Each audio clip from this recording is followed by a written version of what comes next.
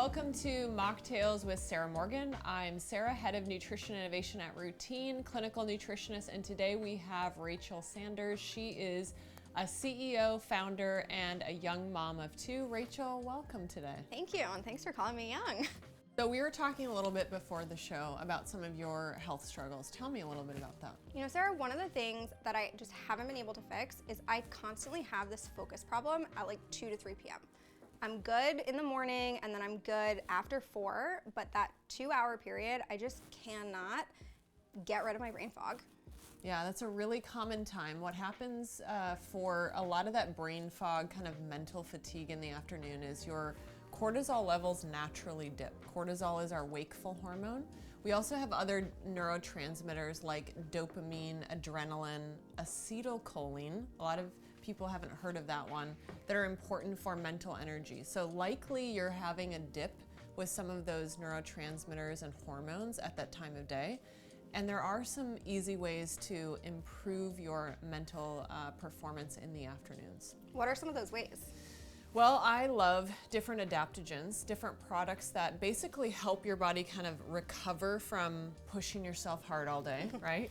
As you do as a founder. Yeah. So I love something called choline, and a specific form of choline is CDP choline, which crosses the blood-brain barrier in about 20 minutes. So acetylcholine is one of our most important neurotransmitters for completing tasks, for memory, for cognition, for learning new things, for having the stamina to kind of get through your afternoon. So you can take CDP choline, which is in this lovely adaptogenic drink that you're consuming and enjoying right now. All of it. That's very good. What's really cool is there's a synergistic effect with some of these ingredients. So if you take this form of choline with something called uridine. Uridine is actually, if you ever study genetics, I think you said you'd had a genetics class, right? Yeah. So that will actually help increase the amount of acetylcholine that your brain will make. And then things like bacopa, which is an adaptogenic herb, help with the slowing down the breakdown of acetylcholine, so more of it stays in these synaptic gaps so that you get that positive response in the afternoon when you want to keep going and get the rest of your to-do list done. So those are some of the things that I really love that are in this product that are phenomenal. We also have a little bit of caffeine. Caffeine can be positive for brain, for focus. It lights up the adenosine receptors that are in the back of your brain for alertness. You don't want to do too much of it, of course, over time. Like, this isn't like an energy drink dose. This is more like what's in green tea, a cup of green tea. So those are some of the things you can do to get you through your little dip in the afternoon so that you really can keep going, get everything done, and feel well in the process. Let's talk about caffeine, because you constantly hear that you're not supposed to have caffeine past 9 a.m. or past noon, but for this is something I want to drink at like 2.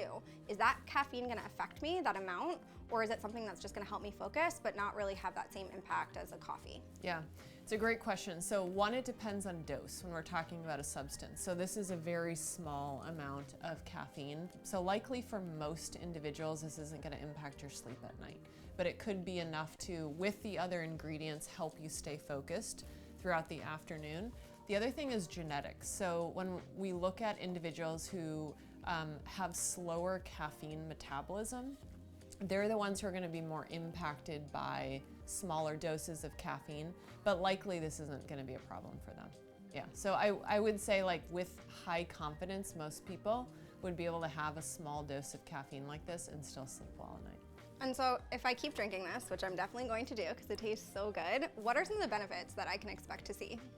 So I would say the first thing you're going to notice is that your brain kind of lights up. It's like if you're tired in the afternoon, it's going to be like a light switch gets turned on, not in a way where you're out of control or overly stimulated like you had, like 5 cups of coffee, but you have a resurgence of motivation and focus, and I can get this done in terms of my productivity and my drive to complete tasks.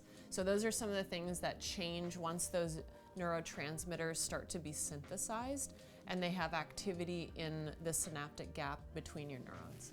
So this problem around focus and mental clarity has gotten worse over the years.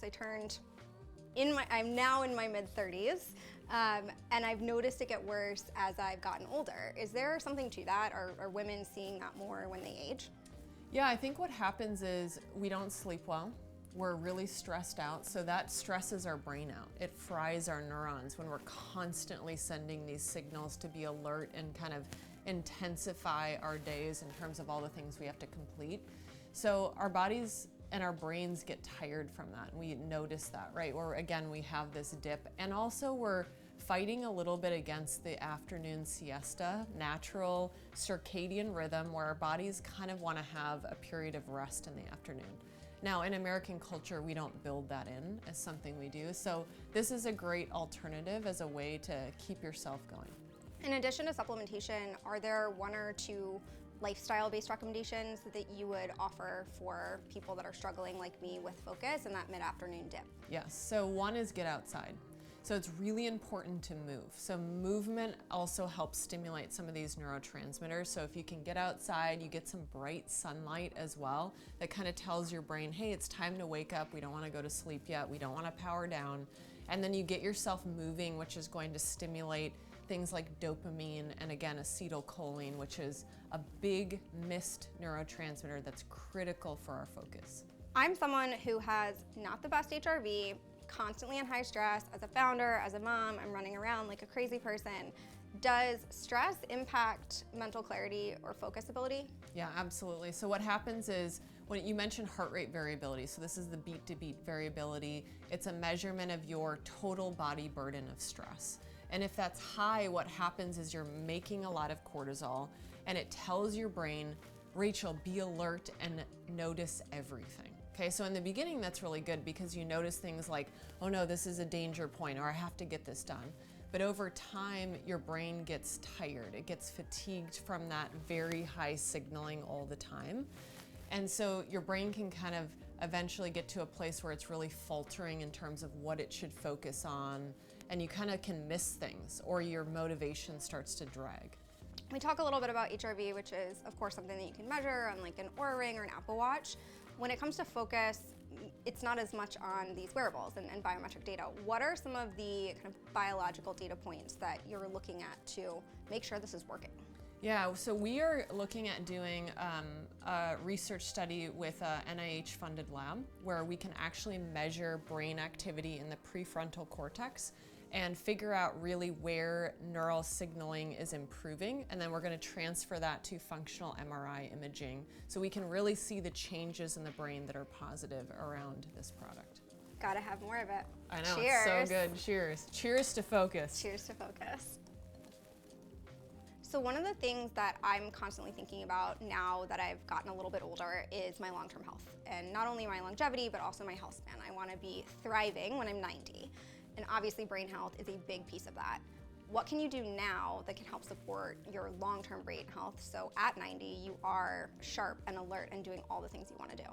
Yeah, it's a great thing. I love that you're thinking about that because not a lot of us do think about that. Your brain is your most important organ to keep healthy long-term. And a lot of women, actually, Alzheimer's cognitive decline is much more common, twice as common in women than it is in men. So it's very important for women to think about.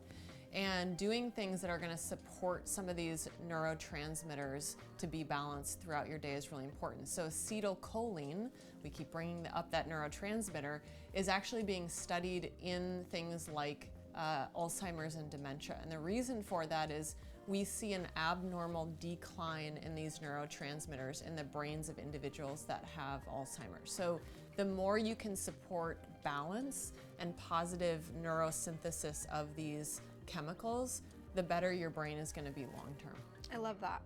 So Rachel, as we sign off, I'm curious, what does vibrant health mean to you?